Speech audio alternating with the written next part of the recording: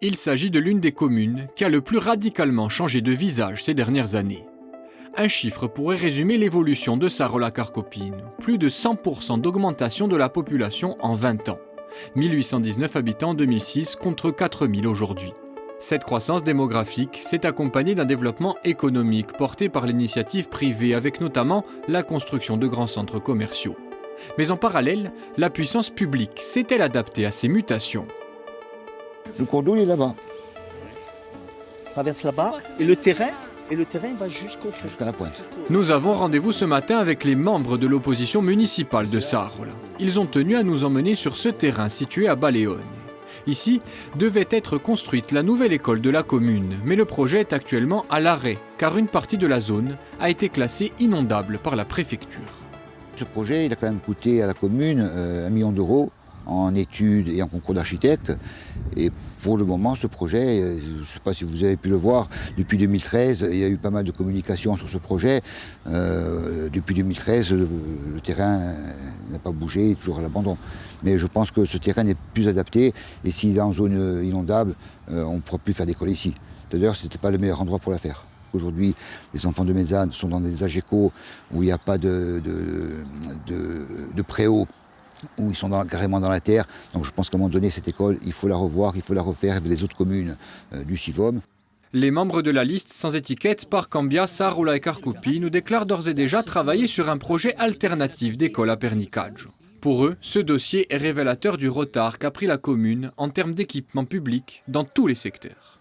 La mairie a signé des permis de construire, c'est vrai, sans anticiper ce qui devait se passer par la suite. Alors, des permis de construire, ça veut dire qu'il y a des nouveaux arrivants qui sont venus sur la commune, mais on n'a pas pu leur fournir pas d'école, pas de route, pas de centre culturel, pas de centre sportif, nous n'avons rien sur la commune, mais par contre, les constructions se sont faites. Après, concernant le budget, aujourd'hui, le budget de la commune sert à payer des frais de fonctionnement. On n'arrive pas à sortir un bénéfice pour pouvoir investir. Retour sur la même parcelle dans l'après-midi, avec plusieurs candidats et élus de la majorité cette fois-ci. Ces derniers considèrent que le projet d'école est encore réalisable. Le projet n'est pas abandonné. La commune a lancé une étude complémentaire. Cette étude complémentaire qui est en cours, nous l'espérons, va pouvoir lever un certain nombre d'obstacles à cet aléa d'inondation et quelque part permettre la construction du projet. Sachant que les contraintes sont quand même techniquement tout à fait claires et on peut tout à fait les gérer puisqu'il s'agit en fait simplement de rehausser peut-être le bâtiment d'une vingtaine de centimètres pour qu'il y ait une transparence hydraulique et donc l'eau s'évacuerait naturellement. Au-delà de cette problématique de l'école, le maire de la commune a aussi tenté de répondre aux critiques nombreuses de son opposition. Embouteillage très important sur sa commune, les routes relèvent de la compétence de la collectivité de Corse et un projet de 2 fois 2 voies est lancé. Agriculture sacrifiée au profit des constructions, un pôle dédié en partie à la vente de produits locaux est en train de sortir de terre à Mezzane. Habitants entassés et délaissés par les pouvoirs publics, un centre social avec pôle d'accueil de la mairie devrait entrer en fonction en juin. Il se situe au cœur des immeubles de l'Atrium.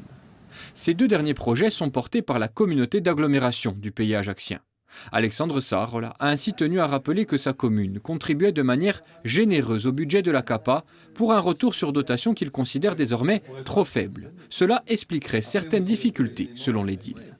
Pour exemple, on nous reverse à la CAPA que 700 000 euros, alors que certaines communes encaissent 1,3 million.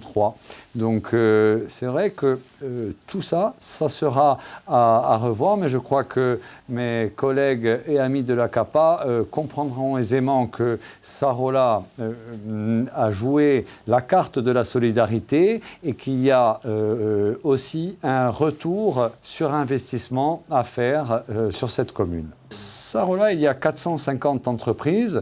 Je crois qu'après Ajaccio, nous sommes le premier contributeur au budget de la CAPA.